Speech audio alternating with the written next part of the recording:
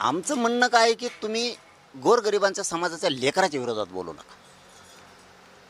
त्यांचं आणि आमचं काय कधी वैर नाही आहे. तुम्हाला आरक्षण मिळालं त्यावेळेस आम्ही कुठं विरोध केला? म्हणजे यांना निवडून आणायचा टाईम आला. आता तुम्ही विषय काढला म्हणून त्याचा विषयच घेत नाही मी. छगन भुजबळ निवडून कोणता मराठी नाही आणत काय? मग मराठ्याच्या लेकराला आरक्षण कसं काय नाही म्हणतो? तुझ्या लेकराला आम्ही आरक्षणाला कधी विरोध केला, कधी चॅलेंज केलं? तुमचं कधी प्रमाणपत्र चॅलेंज केलं?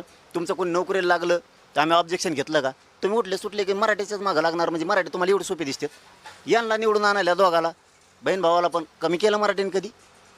कुठं जातीवाद आहे? जातीवाद असतात तर आमचा अशोकराव पाटील साहेब आम्ही पाडलाच नसता मराठ्यांनी. पाडला कारण दुःखद घटना होती. गोपीनाथ मुंडे साहेब होते.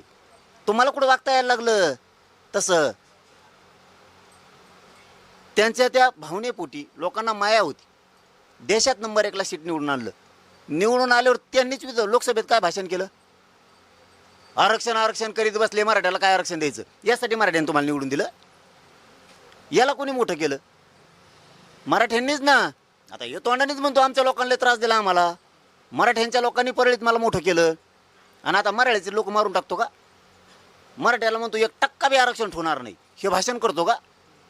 ही तुझी भाषा.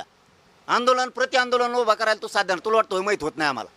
आमच्या विरोधात आमचेच लोक पिरितो तुला वाटतोय आम्हाला माहीत होत नाही? तो आत्ता बी सध्या बी किती काड्या करतो हे पण माहिती.